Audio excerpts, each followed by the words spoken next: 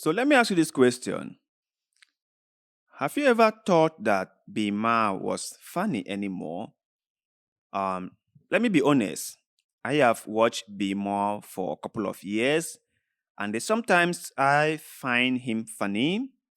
Sometimes I do not find him funny. Yeah. Sometimes I think that I don't know if he's naive or stupid or ill-informed or just pretending to be stupid. I don't know which is which, but none is great because for a comedian of his level, you will expect him to understand certain things and to know when he made a bad joke. And let's be clear, I know comedians are there to make us laugh, and they don't have to be politically correct with what they do. Sometimes they just want to make us laugh, which is great. But you will find some of Bima's remark on things to be somewhat dull, in my own opinion. So there was this remark he made about the Palestinian and Israel issue, and to him, Palestine should just get used to it, like he said, and that Israel is not going anywhere. So there is no point for the Palestinians just fighting over the whole thing. Let me make one point clear. Okay, um, the fact that someone or the fact that Mr. A is not fighting for something which might or might not belongs to Mr. A does not necessarily mean that Mr. B shouldn't fight for his or hers because Mr. A did not fight for his or hers, right? That's not how things are supposed to work. People do things differently. People find things um, close to them differently. And there are things I would fight for that many people won't fight for. And there are things many people will go for that I will just stay away from it. So let's go through this article on what Bima said about the so-called Israel-Palestinian issue. And let's read some of it. Bima says Palestinians being pushed out was unjust, but Israel isn't going anywhere. Get used to it, he said. That, well, we are sorry that Palestinians are being pushed left and right, but they should get used to it because Israel isn't going anywhere. Which I think, yeah, that is right. Israel isn't going anywhere, okay? But it doesn't mean that Israel will maintain the current border they are maintaining. It doesn't mean that Israel should keep on maltreating the people of Palestine. I think this is clear to all of us by now how Israel has been treating the people in Palestine and the unfair treatment they have had to suffer from the hands of the Israelis. And if there's one people who could have understood how mistreatment feel, how to be pushed around feel, how to be treated as second-class citizen feels, I think it should be the Israelis.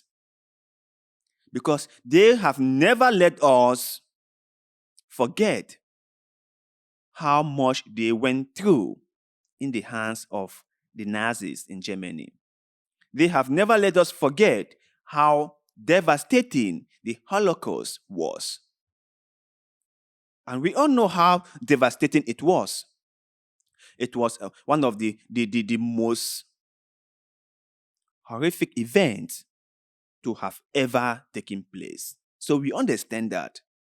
But they have not turned around to start doing the same thing to the Palestinians. They have not turned around to start treating the Palestinians as the Nazis were treating them. I think this is really poor. This is really, really, really poor. So let's see.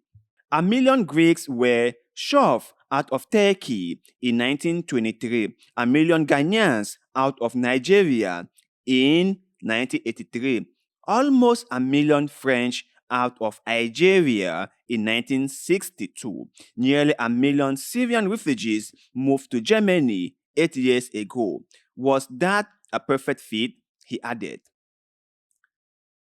And no one knows more about being pushed off land than the Jews, including almost wholly kicked out of every Arab country they once lived in. Yes, TikTok fans, ethnic cleansing happened both ways, Maher said.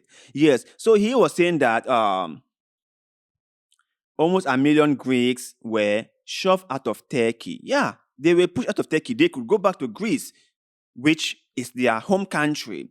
A million Ghanaians out of Nigeria. Of course, Ghanaians were living in Nigeria. Nigeria wasn't their country, okay? Nigeria was not their country. Their country was Ghana. And so they were mainly sent back to where they belong. That is but normal, okay? That Nigeria did not occupy Ghana. Nigeria did not kick out the Ghanaians from Ghana. I don't know who wrote this script for him.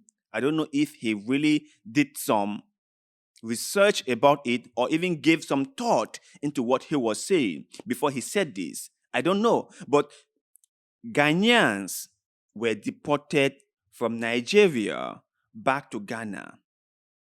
They were foreigners living in Nigeria. Nigeria wasn't their home country. Nigeria wasn't their land. They were mainly living in Nigeria, and Nigeria had to kick them back to Ghana. Nigeria was not occupying Ghana. Unlike Israel is occupying the West Bank. The West Bank is Palestinian land. Israel is occupying it. So Bima saying all this just make me think that he's either stupid or doesn't understand what he was talking about. Maybe this was written by one of his script writers, and he did not really give in enough thought to really process what he was reading through a teleprompter. Because I guess if he did that, he will find all this to be very so dull. It was the same Bima who said that slavery wasn't that bad because it was a norm at the time, and that we nowadays are overreacting, and that anyone who could afford a slave got one. If something is the norm at the time, it means many people had it, right? But I don't think that many people had slaves at the time. And I don't think that there were no people who, at that time, who thought that the buying and selling of human beings was bad. There were many people who thought it was bad. And that was why people fought against it. And even if those people consider it to be the norm, as Bima said, doesn't really mean it was a good thing for people to do. The buying and selling of human beings is bad, has always been bad. That is it. But as for Bima, it was okay. After all, it was a norm of the day.